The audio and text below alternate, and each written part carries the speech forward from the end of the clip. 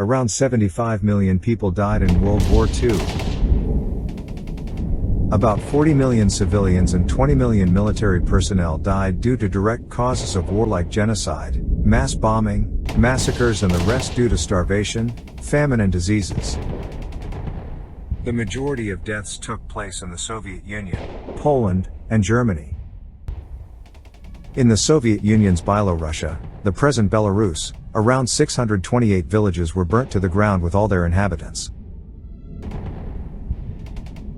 The 1985 movie, Come and See, takes us through a harrowing world of war, and with the story taking place in one such village of Byelorussia, aka Belarus.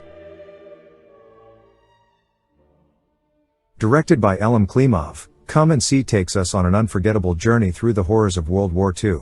From its haunting cinematography to the impactful storytelling, this film is a visceral experience that keeps lingering on long after the credits roll. Thematically, Come and See explores the death of innocence and the devastating effects of war on the human psyche. The narrative takes unexpected turns, keeping the audience on edge and emotionally invested in the protagonist Florya's journey. The film begins with Florya discovering a buried rifle while playing with his friends. Excited by the idea of joining the military group fighting against the German invaders, Florya sets out to enlist, against the wishes of his mother. The first few days at camp, he just acts as a regular chore boy, and is happy proving his childish bravery and help in the military camp's chores, unaware of the horrors of war. When the time comes for the battalion to leave the camp and village and march towards war, the commander of the battalion takes pity on the young soul and orders him to stay behind, hoping that the young boy remains away from the nightmares and sufferings that he has himself witnessed. The narrative takes a sharp turn as Florya's journey becomes a nightmarish odyssey through the brutal realities of war. When the unprotected village where they had camped gets raided by the forces, he witnesses the devastation of his village, the loss of loved ones, and the harshness of the occupying forces. The film skillfully captures the disorienting and traumatic impact of conflict on an innocent soul.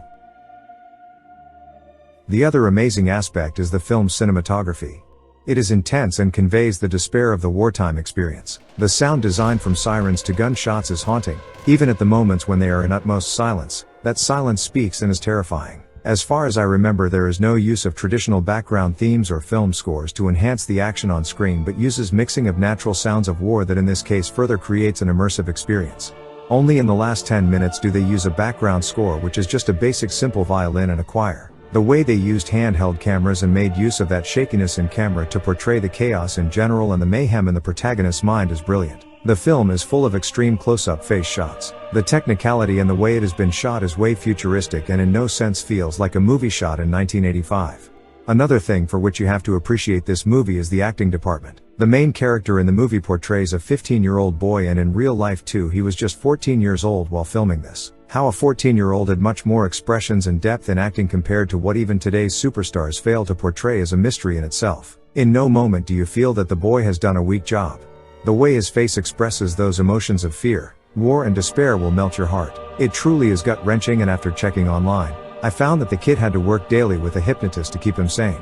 Even the director Elim Klimov says, "I wanted to find a simple boy 14 years of age. We had to prepare him for the most difficult experiences, then capture them on film. And at the same time, we had to protect him from the stresses so that he wasn't left in the loony bin after filming was over, but was returned to his mother alive and healthy." Fortunately, with Alexei Kravchenko, who played Flyer and who later became a good actor, everything went smoothly. I understood that this would be a very brutal film and that it was unlikely that people would be able to watch it. I told this to my screenplay co-author, the writer Ailes Adamovich. But he replied, "Let them not watch it then. This is something we must leave after us." As evidence of war, and as a plea for peace, even the extras and the side characters had done a phenomenal job. No character feels like they lack in acting, even if the role is just as small as for 2 minutes. The events with the people, the peasants, actually happened as shown in the film.